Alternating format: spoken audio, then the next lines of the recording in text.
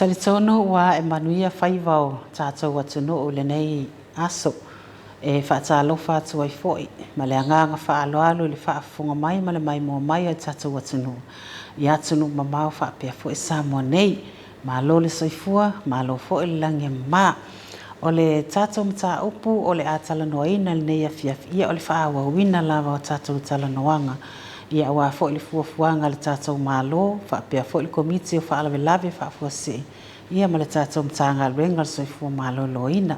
O lo ma whaatasi atu ai ma le pionga ia tangaloa Dr. Robert Thompson. Ia o le soifa atonsili o ao soifua malo loina.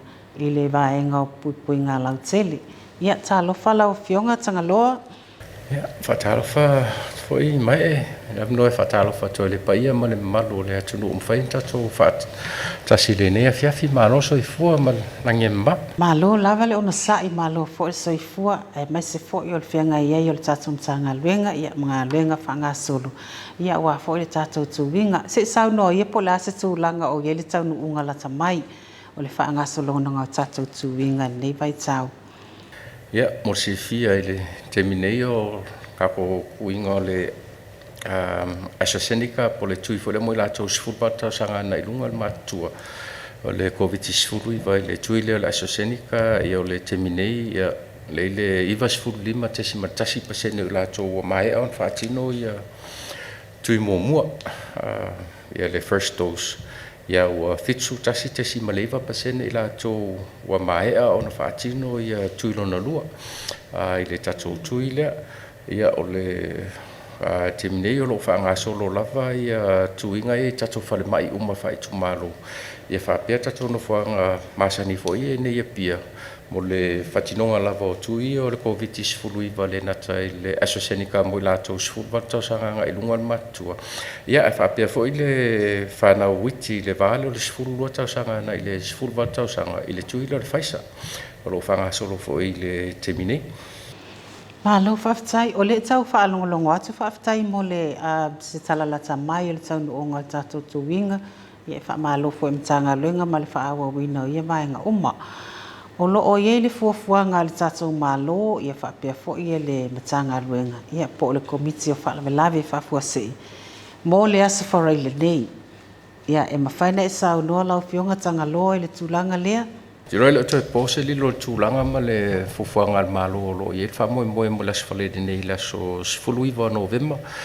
Lua fe lo sfumatasi o le fa mo le yai o le tuliloina le o ilato o te tau ona whai le tui lona lua o le COVID-19 le tui le o le AstraZeneca mo le silafia e o mai le terminei e whai lava si toa tele o le malo le tunu o le i wha o te tau ona wha tino tūlanga o le tui lona lua ai le i o mai lava e whai ala tō tui lona lua o le COVID-19 ia pēlar wha moe o le aso whaleile ina ia mawhai o na maua uma le mamalu le o le tunu me se lava e lātou ia sa whaila tō tui pui o le COVID-19 i le lua aso fo i lea sa tau fia o mainga luenga le almalo ai whaatino le tūlanga le mo le lua aso ia o le temila nei na le tasi lava le aso le la wha moe whaatino e le tūlanga lea i le whasawali leo tui i tua i nuu mafi o anga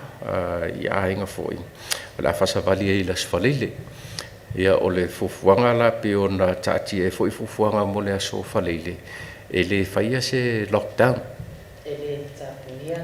e le tapungia ia tūlanga o pisinisi ma vaenga o mai e a foinge ai pe o le fufuanga mo le aso faleile ala asavali ai le au whainga luenga foi e nuu mafio anga mo le fatino ino le tuilona lua o le COVID-19 ma leiva. Malo, ia o te talitono Samoa, o se tūlanga fo i pēnau tau whaafonga mai, o lo o te le lava se pasene e te tau o na ausia i le tuilona lua. Mai talitono fo i whaamoe pe ona sao noa le sunga ia tanga loa. O le a le malo longa luenga, o le whaapena fo i tātou pisinisi, whaapena fo i ma tātou waonga a tanga loa. Ia, sa o le lavasauga le o taofia. E le o taofia a. E foi se tulaga o taofia ni a onga i lasi faleile le. Ia, a o le ala se whaamamafa le tātou pokalame ma le tātou mtanga luenga. I le tūlanga foi leo tangata whainga luenga, wā ngā e mai whainga luenga. Ai le i whai atu i lona lua. A lea o le anga i atu le tātou au whainga luenga i tua mo le whaatinonga le tui lea. Pe o le tu alalo la van mtanga luenga le na ave le tu sai ma le tūlanga pe o na whaafsiringia. A whaape le i whai alo tui pui pui. Tui lona lua. Ia mauti noa o wafoni e nofo le mfaatali ma le fale. Nofo le mfaatali ma le fale. E o atu lau whainga luenga whaatino i tūlanga ia. O le fo e tau titilo i le temine i le tūlanga o whainga luenga. Alo umbua umana tasanga i fo i le telo whainga luenga. E wha maupopo uma e lisi o lau whainga luenga i lato uma tui ma i lato e le i whaia i tui lona lua. Na ia wha maupopo uma e i le tūlanga le laswalele. E fufuofo e ala i le tūlanga o tata o whainga luenga. E a whea ai whainga luenga i mwhaatino ai tui o le COVID le tui le lona lua mo le COVID sfuluiva. A pe o le tualalo ale mtanga luenga. A whai e le i whaia lau tui lona lua. Po le tui mua fo i wae o mai temine to telefo e latou o le alava e o mai tasi whai le tui mua. Ina ia nofo le lei mai le fale. Whaatali mai le a ngai ato le au whainga luenga. Wa a misi loa i las falele. Ia e ta tau lava ia i lato e le i whaia lato tui. O na ngai ia e tato whare mai whai tu malo. Ia po tato fix sites fo ia pia. Mo le whaatino ina o le tui lona lua. I le tūlanga lea awa e le mawhai o na tato au sia le puipuinga lau tele fo i le mana o mia. Le herd immunity. Pe a whai e le atoa uma i a tui pui lona lua o i lato o tau an whaatino i tui pui lona lua o COVID-19.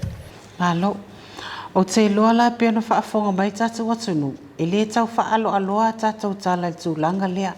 Ai ao lava na tu sa o atu leo whaafonga mai sa noa fo i le sunga i le ali fo mai i a po i lātou fo i lo whaau ulu i ei i le whaanga solonga o tātou tūwinga.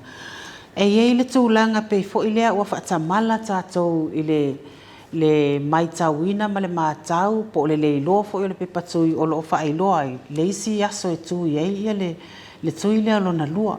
Ai o te talitonu o se whaama losi fo i lea ma se te talo mo pule o whalwhainga luenga a tanga loa ina ia mawhai lava o na whesoa ni fo ila o whainga luenga. Pai fona siaki e pule po o la tau fo o lo o ienga luenga. Pe silingia la o whainga luenga po o whai o la tau tui. Awa ale taimi fo ilea ia o leo le ato e whaanga solo atu le tata o whainga luenga. Ia aile o lava ia le tūlanga o le ona sa ia e tatu tangata. Ia o le whaatino ina o le nei fo i vaenga. O le ala se fuafuanga o tatou le anga i atu le i savai whaapia fo i tatou no o mafi o anga i tua. Ia o le pokalame lo whataatia fo i le tanga luenga whaapea le NEOC o le asfalele po tāl valua matana whaanga solo ia kako kuinga o le COVID-19. E le asfalele ia whamae a poleono i le afiafi. Le fufuanga le ma le asfalele. O le tūlanga fo i o lo whamalosia mo le aso lea. E tausanga ina le malo la tunu. Whewa MFV ai ko vaccination card. Ia pepatui. Ona e tono e ni poloka leo fo i o la whaapea on whaatino i le aso. Ia e siaki ai pepatui. Siaki e pepatui. Mai tā ua lava le tūlanga leo le teu malu o lau pepatui. I le vaenga lea ia mawhewea i fo i whaise kopi pe whewea i le aso lea ia mautino ai whaamauni ai ia o oi o mai au tui umai lua o le COVID-19 ma leiva. E pea sa ngā luenga whaito a tele fo i al tātou atu nuu ia mese fo i o ainga a whai fo i wa whaatamala ia le tangata e ona le pepatui ia e te tau fo i na whaafsiringi le tina po le tama ia whaapea fo i le toa lua pe a whai o lana ia le whaamoe e tui le tui lona lua. Ai o le talasanga nā ma le tu alalo le tātou mtanga luenga. I le whaatinoina o le tui lona lua mo tangata matutua. Le vaenga fo i le ua matutua lava. O la e lava e anga waa lava lātou i le whaatinonga o lātou tui. I vaenga I valusful lima tausanga na ilunga le matutua. O lai anga va uma lava ia tangata uma I le tui pui pui o le COVID-19. Anga va uma lava ia I lato e ia mai tu mau pe o koko molunga, mai suka, mai fatu, lato e whamama le toto. Anga va uma lava I le tui. E o lava e lato e le mai orkanesa. O lo anga va afo I le tui. Pemvaina e sau no tanga loa I le tūlanga le wa tau mate le aso. O le bana tua le aso mua na whai le tui. Ai wa mate fo tau mate o isi fo tangata whapea wa ngalo. O le ase isi whainga e fisosoani ele matanga luenga tau sa ili pea whai wa le mana tua le tangata le ali taimi le whai le tui ma le aso e toi whai le si tui. Whaamolomoni. Alo, whaftai. I le tūlanga ai o le tau mate le aso e le se mea whai ngai. A whai o la sila fia le aso mua na whai le tui mua. Whai tau le o aso e lima sifunu ma leono.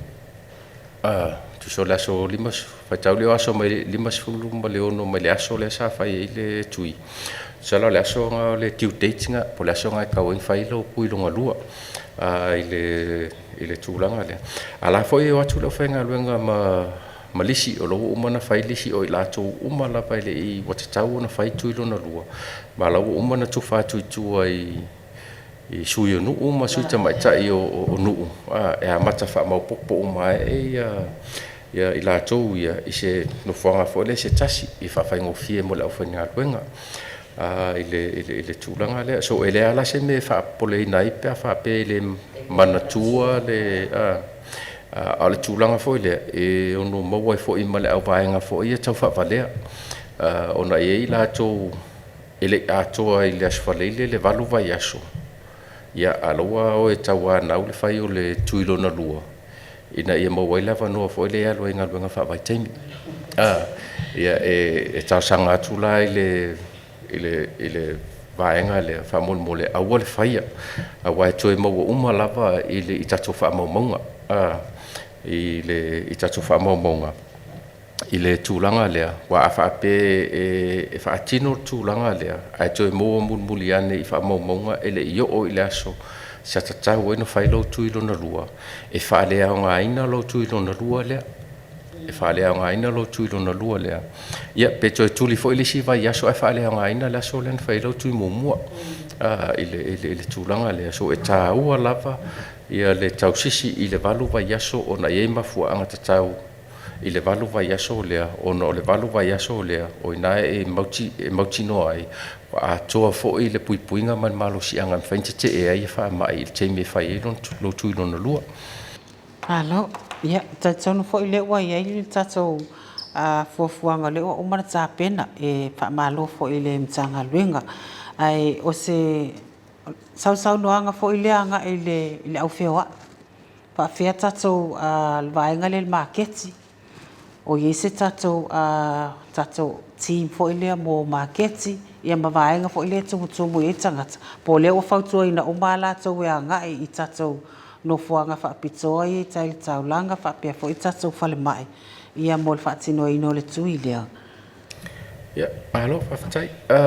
O le tūlanga leo laua ka penga umaiaka ko Teams. I le temi nei. Mo ngei aia le apia open area mata mai laulii. Whaasolo atu le tau o I whasto. Ia, e maua le ono sifulo tatou Teams I o ta penga I le vaenga lea. Ia ma tatou Teams fo I whale mai tua. Ia whaapea ma savai. Wa tapena ele le au whainga alwenga. Ai tau sangaina lava le malo la tunu e fisosoania e le au whainga alwenga. E tā ua tele le maua lau pe patui. Wa a maua le a whapea lai e lau pe patui. Ia tau a awane lau pe patui. E whaingo fie e fo ima whawe le ngalwenga. Wa a whapea wale I loa le pe patui. E te le fo le teime to tau su e ai. Ia wha maumonga I lungo masini computer. E wha maoni ai le aso na whai le tui lona lua. Ia mwhai le tui, whatoa whai le tui lona lua. I le tūlanga lea. A o le whautuanga ma le tatalo o le mtanga luenga. A whai ele I whai alau tui lona lua. O no sae mai le whale. Au al whea luai. Au al whea lua. A wha whea le lisi lana ave e tatou sui no uma pule no le fa pe fa ma popo I foi se fale pe ia wa a fa mo la na lisi ina ia I loa e la tui le fa la tui o la tiu la ko tui wa isi wa ngalo la so tiu e ono sai mai ai da ono sai mai la to fale pe susu wa e se no fa ngalo fa do e su e nu uma su tama ta e nu e fa tasi uma e tui nga nu o pe mana e fa tasi tui nga nu I se fa komiti po se fa ngo fie fo na mo la fa nga wenga ile tulanga le ile anga e tue le fa nga wenga fa tino ai ia I fufuanga mo le aso ia ai o fa nga le tatou fu mo le pe a fai o toi fa nga po o toi fa mal se mo nei tai mi po le lava ba lu le fa mal malunga a li im fai pule mo le longo ino o la to wale wa vatu le lisi po fa nga lava le fa inga pe le o toi fa nga ina ya alo fa tai pe o na la tu tato public notice ile fa la ulo fo le luno le tio ma TV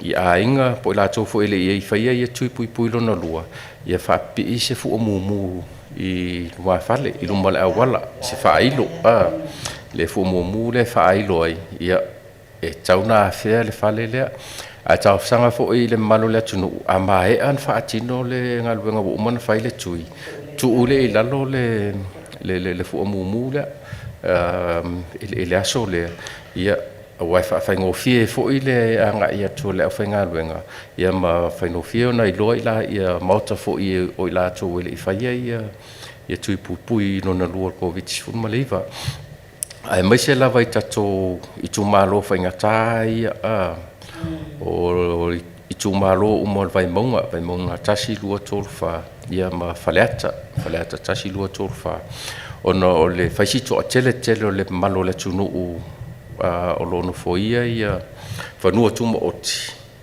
I tono tarfata ia pia e sosoania e tata o fainga luenga I le tulanga le e awal fatu wole fu oilu mala wala nga lokala ia ke ta e ono fono fo mata mai le afwal sa tupul mele tata tuinga o fatu o fu ono no fu mu male pa lokala ia ke ai ono fono fo fale mata mai le fainga luenga ia ala fiu ia la fainga luenga fo le fa e le puma tulanga fa pe ia o le fufuanga la le wai a watu la vai le tulanga le a tasia lua e o pu ele sausitanga tamatua I fafu me I la fainga luenga ele tu fa tali fa pe se sausisi ele vaenga le so talo tu fa bon mole le long sua tal malo tato tunu me se la vai la to lo no fo ia no fo anga tuma oti ma o faia pa fo ia li o fa nua ma kate e fa matala a fa pe ele fo fa le fo mu lumba fa matala fa to al pa fa ngo fie na fa tu la fainga luenga fa tino ia tu langa ia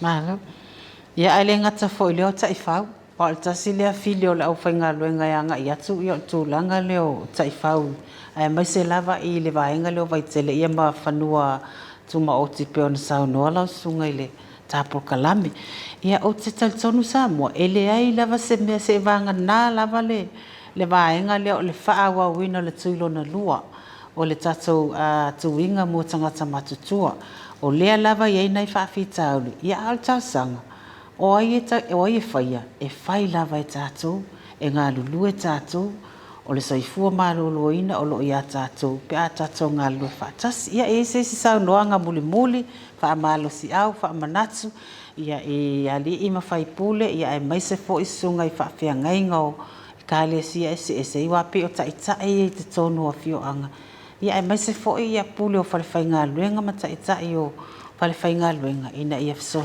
ni mai tatou ngaluenga mali tatou laina le vilifua alo faftai ia pe ona taua te musola le tulanga o le lango o le malo le tunu awa aya le lango o le malo le tunu e faingo fie fo tatonga luenga awa le sena luenga ngal matanga luenga so fo malo loina o le luenga o le tatona luenga fai fa tasi ve fo le ne va no to fai lo to ai mo le sida fie le malo le tunu o le vai aso fo ilona so na fua e mai a tatou tuiga tele le lasifaleile a o le aso na fua a matanto e whaangasolo tuiga o le whanau tuiga lona lua o le whanau iti lea o ngai le sifulua su fitu tausanga wala son fua le atoa i le whawa i aso le tuile o le whaisa e a mata foi lai la songa fua ona whaangasolo i a tuiga i a onga ma whale a onga ia tau te alu la vai whaasolonga le sa whaasolo ai i le tuiga muamua o le tuile o le whaisa La foi laua sila fia e mtanga luenga wa onga. Whaanga solong. Talotu ai mātua whaaia e mantua i a pepatui ar whanau. I le vai aso fō. Ia ma vai le aso nei tua le aso e whairo na tuilona lua ar whaisa. Ina ia mautino whaatino i a tuilona lua ar whanau i le vai aso fō. Whaasolo toi mo le si tolu vai aso. Le nata i upolu ne ia whapea fo i a savai. O le whaamoe moe a toa o le pokalame o tatou tuiga ia amata e te sema pe o atu vai aso lona lua o te sema ia ua mahea o man whaangasolo ia tūlanga o tuiga o mamoomia o tui o koviti i tui muamua ia whapea le tui lona lua i le tūlanga lea ia e mo i lava e sina vaenga i titi o tutoe e o lae tautau ai ia au ole o toitoa tele nisi i le tūlanga lea Malo, whaafitai, ia o te taitono sa moa o le taualunga le o le tatou pokalame nei a fiafi. O le whaamamafa lava, a tatou ngā lue whaatasi e whai ngō fia mea oma. O le tatalo fo i ala matanga luenga, ia ele o ia la pu a tama whai ngā, o lo o iei lava le au whaau laula, o lo o iei le au manatu mama, ia e taitono whaamoe moe, ia o le tau wha ma le utanga lo loto lo ina, ia e fesoa soa ni ane le au whai ngā luenga o le asavalia o tau a fio anga manuu ina ia wha mao popo ma wha atino le tatou tuwinga o le tatou pol kalame le nasa amoa le nei a fiafi toi wha awawina fo le tatou pol kalame le vai asa fōu manuia tele le a fiafi soifua.